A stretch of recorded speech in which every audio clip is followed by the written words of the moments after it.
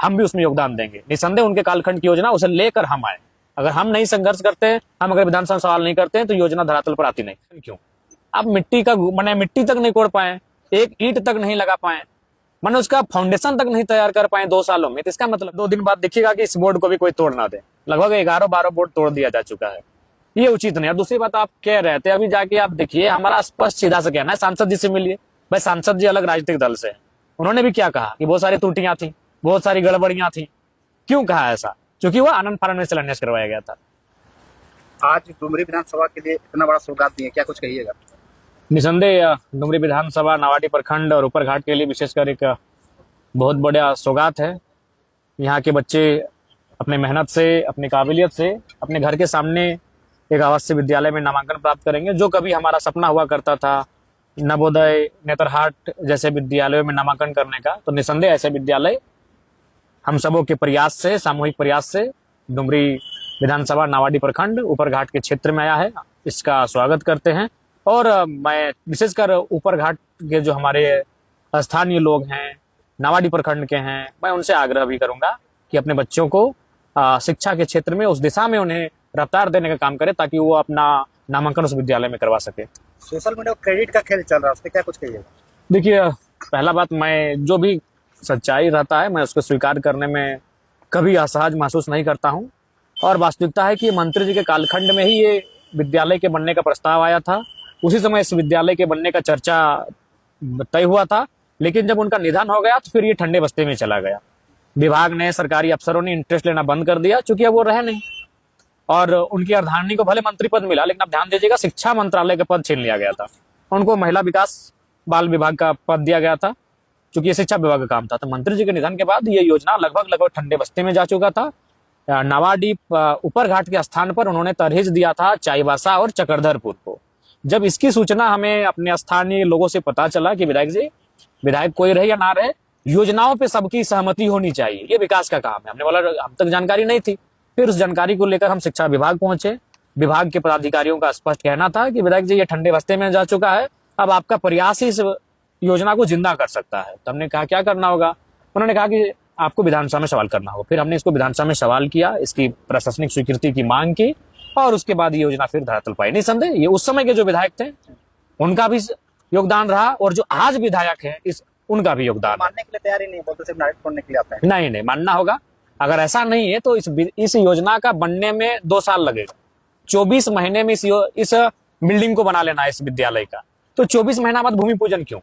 अब मिट्टी तक नहीं कोड़ पाए, एक ईंट तक नहीं लगा पाए, मैंने उसका फाउंडेशन तक नहीं तैयार कर पाए 2 सालों में। तो इसका मतलब क्या है?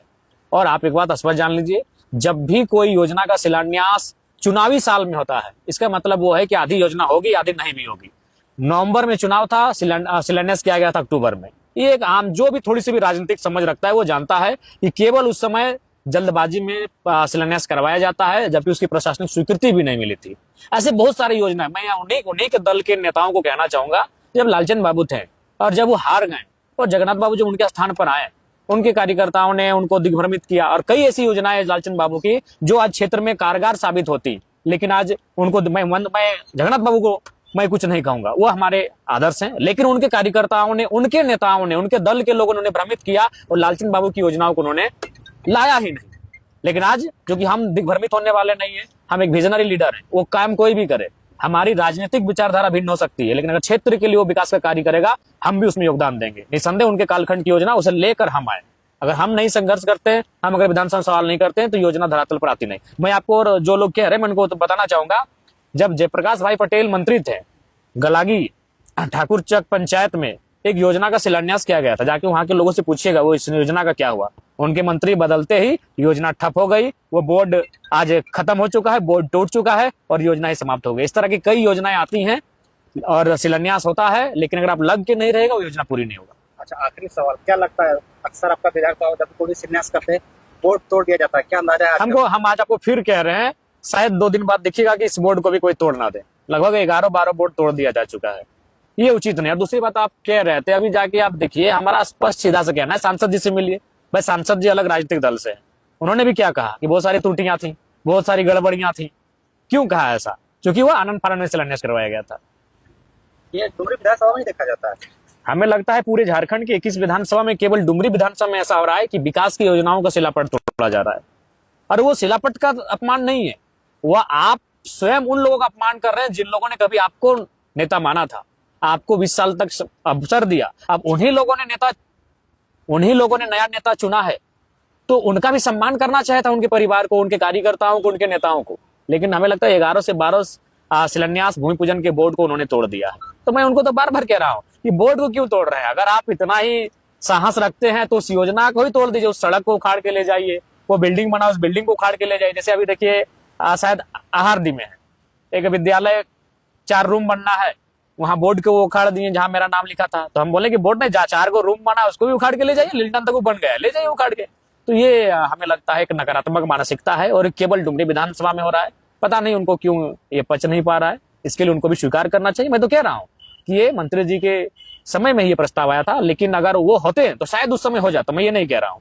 लेकिन उनके नहीं रहने के बाद विभाग ने और सरकारी अफसरों ने इंटरेस्ट लेना ही बंद कर दिया। उनकी अर्धांगिनी से भी शिक्षा मंत्रालय का पद वापस ले लिया गया था, ये पूरा राज्य जानता है।